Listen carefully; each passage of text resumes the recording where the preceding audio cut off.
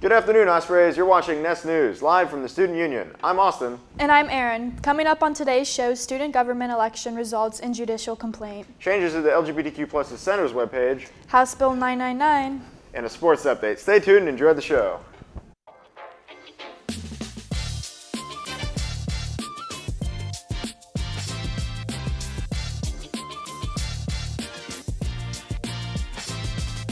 The University of North Florida student government's first contested election in 2 years is over. All 20 of the candidates who ran with the party have unofficially won seats in Senate, according to the unofficial election results released Wednesday evening. A total of 23 candidates competed for the Senate's 20 available seats. 10 ran with the Unity Party, 10 ran with the SOAR Party, and 3 ran as independents.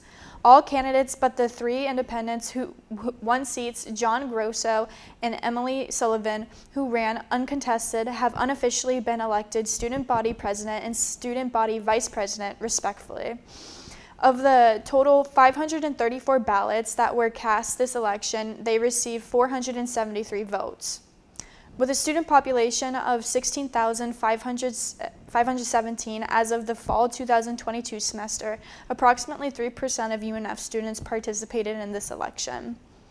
This past Tuesday, Spinnaker asked UNF students whether they were voting in the election. Here's David with that coverage. Held March 21st and 22nd. I'm David Green, here out on the street on the first day of elections, asking students if they're voting. Are you voting in the student government election? No, because I graduate in a month. Probably not. Possibly. I am, because I have a bunch of friends that are running for it.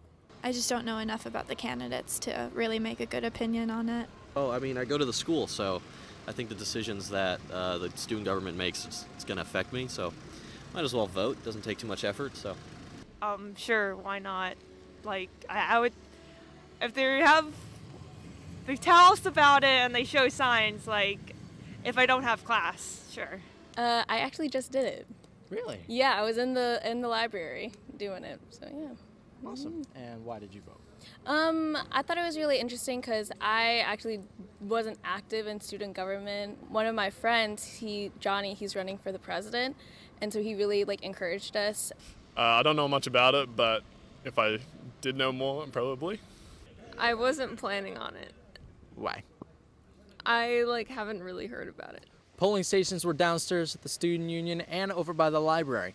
While some students did plan on voting or already had, some students also did not plan on voting. David Green, Spinnaker TV. The results of this election are unofficial, and the election process will continue once all judicial complaints have been resolved. A hearing for the judicial complaint made against SOAR Party Chair Emily Sullivan will be held next Wednesday. The complaint alleges that Sullivan, who is responsible for the SOAR Party, broke 5 rules ranging from how the party uses Instagram to the party's name. Once the Senate passes the validation bill for the election, candidates will be sworn in and begin their terms.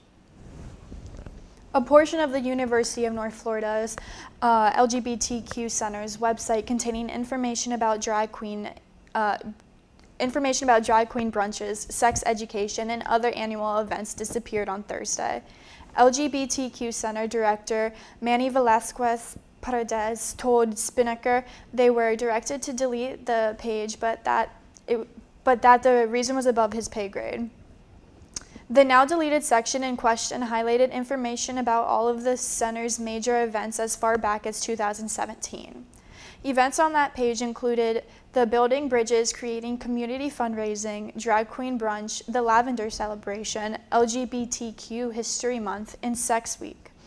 Using the Wayback Machine, an internet archive that saves past versions of websites, Spinnaker found the LGBTQ Center's website as it appeared on October 6, 2022, before the page was deleted.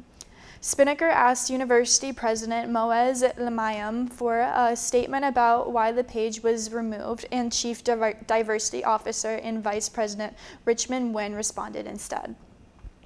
Wynn said he asked the LGBTQ Center to remove the page to update it with current descriptions of the events and a general timing of when they happen.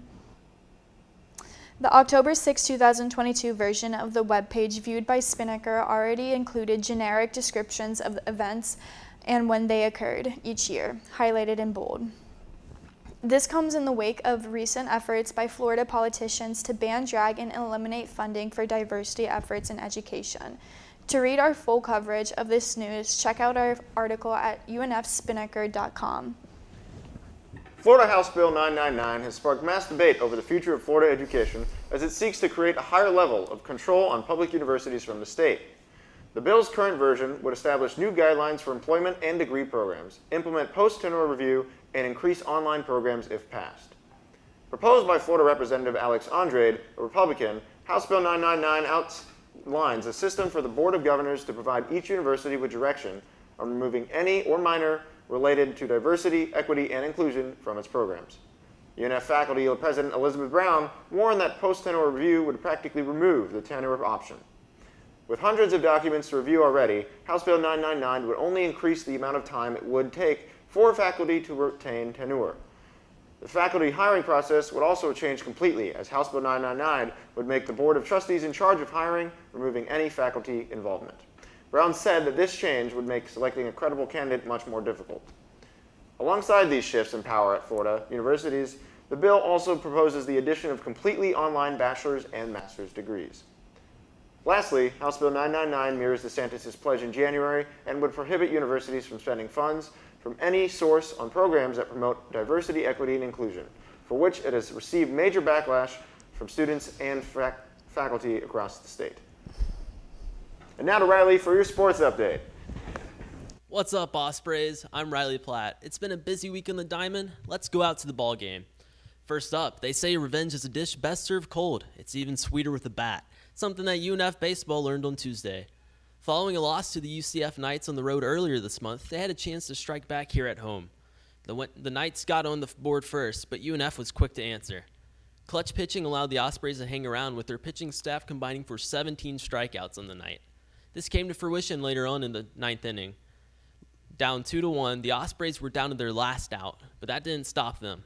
UCF closer Kyle Kramer did the one thing you can't do. He hung a curveball over the plate, and Jacob Runnels sent that into orbit to propel UNF to a 4-2 win. Across the pathway from Harmon Stadium, the softball squad was in action against the FAU Owls Wednesday. The Owls men's basketball team is currently making headlines for their March Madness run to the Elite Eight, but the Ospreys made sure their softball team couldn't do the same. Big bats and sound pitching pushed UNF to an 8-0 Mercy Rule win in the first game of the doubleheader. While there were fewer runs on the back end, UNF put together a 4-0 win in the finale to send the Owls back to their own nest. That's all I've got for you this week, Ospreys. Swoop! That's just about all we have for you today, Ospreys. Remember, consider donating to support Spinnaker at UNF through the link in the description below. For all things Spinnaker, check out our website at unfspinnaker.com. And also make sure to follow us on our Instagram at UNFSpinnaker and check out the rest of our YouTube for more content. As always, thank you so much for watching. I'm Erin. And I'm Austin, and we'll see you next week on Spinnaker's Nest News.